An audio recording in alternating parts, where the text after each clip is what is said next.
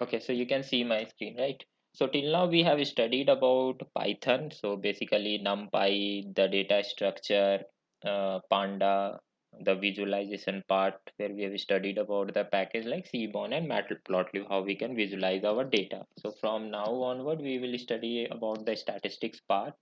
So basically today we will be starting with the basic statistics, and we will see like what are the topics that comes under basic statistics, and then we will be seeing the implementation of these statistics in Python. Okay, so start with the basic statistics. So we have like the descriptive statistics, and then we have inferential statistics. So when we talk about descriptive statistics, right, so basically this is something like describing your data.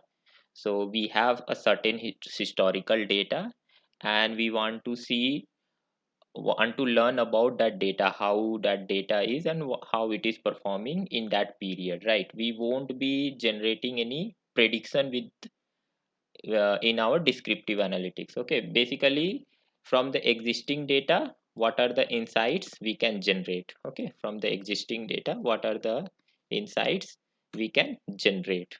Okay, so that is something about describing of our data that we have at present. Okay, when we talk about inferential statistics is something like we want to infer about future, looking into the current historical data. Okay, so we want to do some kind of prediction of prediction future. Okay, so basically an example can be we have a historical data of 9 months, and we want to see the sales for the next 3 months, something like that sort of, right? So at that time we are inferring from our historical data set. Okay, so talking about descriptive analytics, so we have like mainly three major component in descriptive analytics. So one is called as central tendency, then we have distribution of data, distribution, and then we have dispersion. Okay, then we have dispersion. So talking about the central tendency,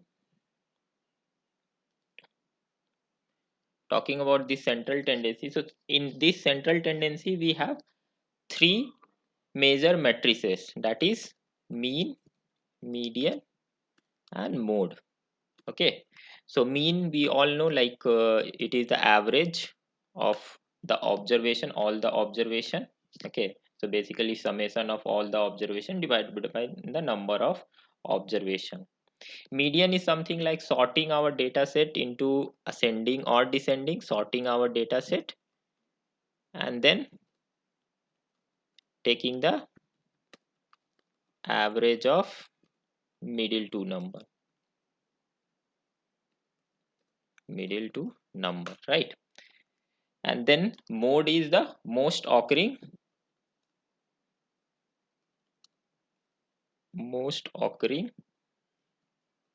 number. So basically if we have something like categorical variable, right, in our data set, and we have there two values, male and female, suppose, so we want to see something like which is occurring the most, whether it is female or whether it is the male that is occurring the most in our data set, right? So that is something like a frequency of the two level that we want to study. So we see something like mode at that time. Okay, so these are the three important matrices that comes under central tendency. Okay, the second thing is the distribution. Okay, so distribution is something how my data set are distributed, whether it is having some kind of skewness or kurtosis. So these are the two matrices that we see basically in when we talk about skewness and kurtosis. Okay, so skewness is basically when we talk about the bell-shaped curve, right? The normality plot when we will be looking out in some time. So there we will be seeing whether our data set are right skewed or left skewed. Okay, so when I talk about right skewed and left skewed, right? So our data set, we will be seeing a plot something like this, right? This is my bell-shaped curve, right?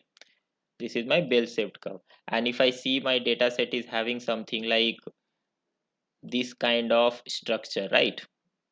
So it means like my data set are right skewed, right? And if I see something, my data set is something like this, then it is left skewed. Okay, so that means my data point are heavily lying at this position, all the data point, and in this case my data point are lying at this position, right?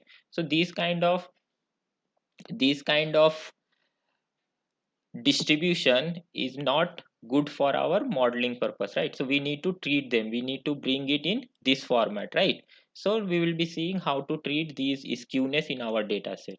Kurtosis is something like the peakness. So this is our normal distribution plot. How about if my data set is something like this, or how about my data set is something like this, right? So at that time also it is not good, right? So we will be seeing how to transform our data set in this form. Okay, so these all things comes under the distribution part, comes under the distribution part. Okay, so we will be seeing these graph.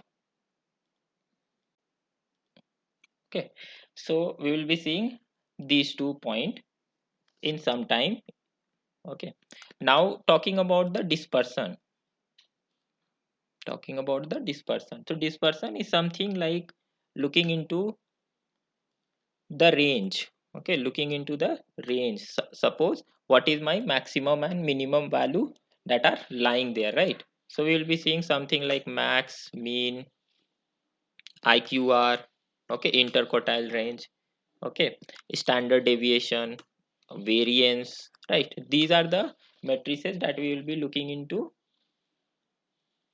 the dispersion, right? So range would be max minus mean, maximum value in our data set, minimum value in our data set. Interquartile range, we will be looking into the box plot and we will be seeing what is the uh, quartile distribution. So we will see, and then the standard deviation and the variance in our data set.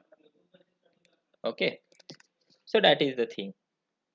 So let me share you one document and then from there we will be going through it. So if you see this document, so I was talking about that distribution plot, right? So mainly for distribution plot we will be drawing a histogram, okay, of our data set, and we will be seeing how my data set are distributed across my bell shaped curve or the normal plot. Okay, if I talk about this box plot that we were talking about, so you would be seeing here like we have Q1, Q2 and Q3. So Q1 is quartile 1, Q2 is quartile 2 and Q3 is quartile 3. So Q2 is also called as median. Okay, and we will be seeing Q3 minus Q1 is my IQR, is my interquartile range. Okay, and this distance is something like 1.5 IQR. And if we plot this box plot and we see like our data point are also lying outside this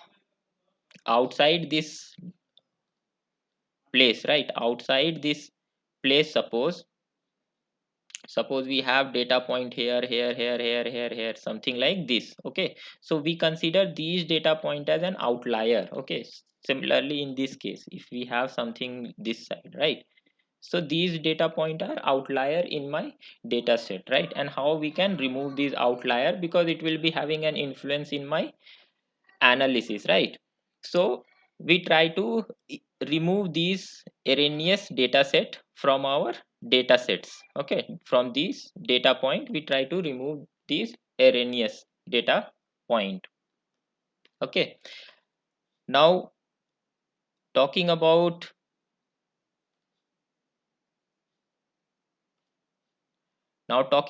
skewness, we were talking about the skewness, right? So this is my bell shaped curve, this is my bell-shaped curve that we are having it, right?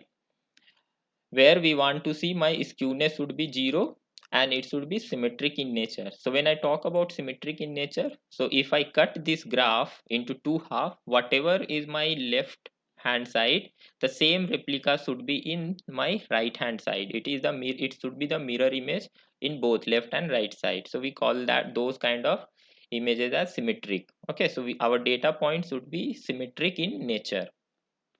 Okay, now talking about my skewness in my data set. So I had drawn a graph in Excel. So basically, if my data set are having a heavy tail towards left, we call them as negatively or left skewed.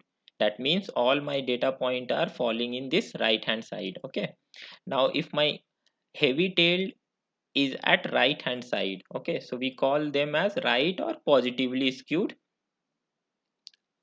data set. Okay, and all my data point are falling in this place. Okay, so now coming to kurtosis. So kurtosis is basically the pickedness in my data set. Okay, so this is my red line is my the actual normal distribution curve, right? And if it is having above that, so we call those graph as leptocutic or positive kurtosis. Okay, and if it is coming down below down, okay, so we call them as platycutic or negative kurtosis. Okay, so now how our distribution of data should be, like there is a thumb rule how my data should be distributed across this normal distribution. So in this graph you would be seeing, like if our data set is completely normal distributed, okay, so then my mean, median and mode will be equal. Okay, mean, median, mode would lie at this line. Okay, and it would be equal. Okay, so now towards my right is my standard deviation, towards my left is my standard deviation. Okay, so I have split it into 1 deviation, 2 deviation and 3 deviation. Similarly towards the left hand side, that is -1 deviation, -2 deviation and -3 deviation. So if my data set is +-1 deviation, so in that case 68% of my data points would lie between mu +-1 deviation.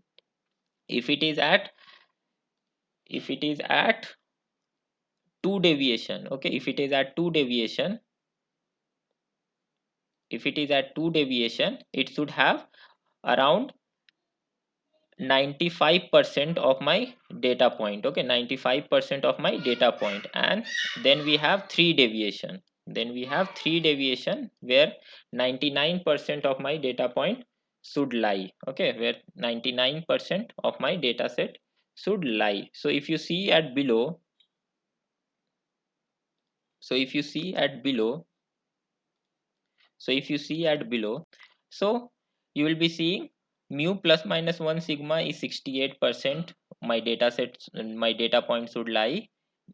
Mu +-2 summation, 95% of data points should lie, and mu +-3 data point should be 99.7%. My data set should lie. Okay, so this is the thumb rule that in statistics we followed about my distribution of the data set, how my data set should be distributed across my mean. Okay, so, and about central tendency we had looked. So we had three parameter that we look into central tendency, that is mean, median, mode, right? And for dispersion we will be looking at the range. So range is something like max minus mean, right? Interquartile range is something like Q3 minus Q1, quartile 3 minus quartile 1, right? Variance is something the measurement of the variability in my continuous data set, right? So the formula for variance is something like xi minus mu whole square divided by the number of observation, right? And this I should go from 1 to n, right? So that is my variance in my data set. And standard deviation is under root of variance, right? Under root of variance in my data set. So xi minus mu and n minus 1 is for the population whole square. Okay, so basically this is the formula.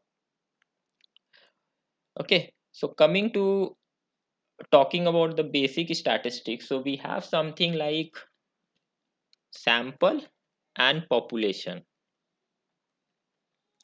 Sample and population.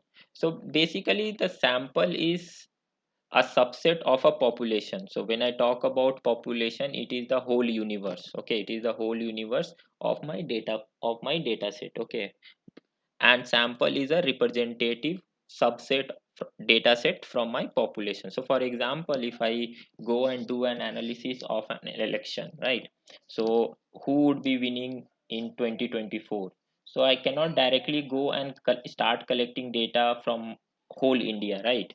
It won't be a suitable thing for me. So what I would be doing, I will be identifying a representation of different region with different set of people, right? And I would be collecting a survey from, and from that survey I will be doing my analysis, and I will be inferring from that sample the complete about the population, right? I will be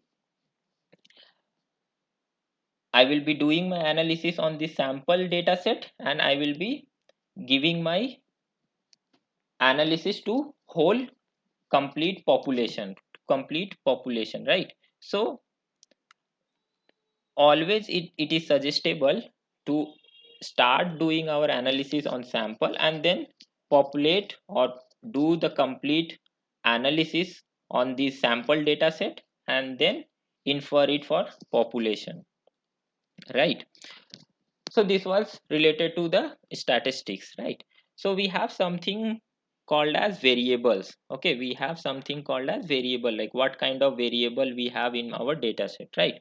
So types of variables. Okay, types of variable. So we have two types of variable. Okay, one is categorical, and another one is continuous. Categorical and another one is continuous. Okay, so categorical variable are also called as qualitative,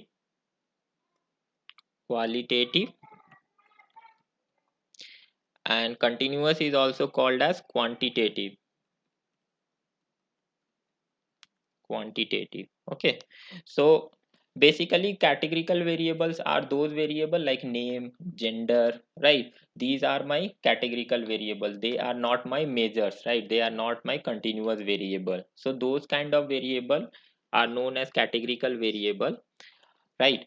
And continuous variable are something which are the measures, which are my continuous variable. For example, height, weight, age, salary, sales, right? These are my continuous variable. So inside categorical variable also we have two types. So one is nominal and another one is ordinal. Okay, so nominal variable are those variable which does not have direct impact on our data set. Okay, so those would be like a kind of id variable in our data set. Okay, for example, name, right? Example is like name. So those will not be directly used in our analysis, right? Id, those would be a kind of a reference point in our data set, whereas ordinal variable are those variable which we can order it in some manner, either top down or bottom up. We can order them, right? For example, education of a person, right? So first he need to study class 10, then he need to study class 12, right? Then he need to do graduation, then he need to do post graduation. In some kind of order we can order that variable, right? So for example, if you would have done your thesis paper, right, or you have done some kind of research survey, so we usually go and put a Likert scale questions at there, right? So basically like interested, not interested, highly interested, something like, so that sort of variable, right? So those set of variable are called as ordinal variable, whereas in continuous variable we have something as discrete variable, and then we have a continuous variable. Okay, so discrete variable are something like those will not have any set of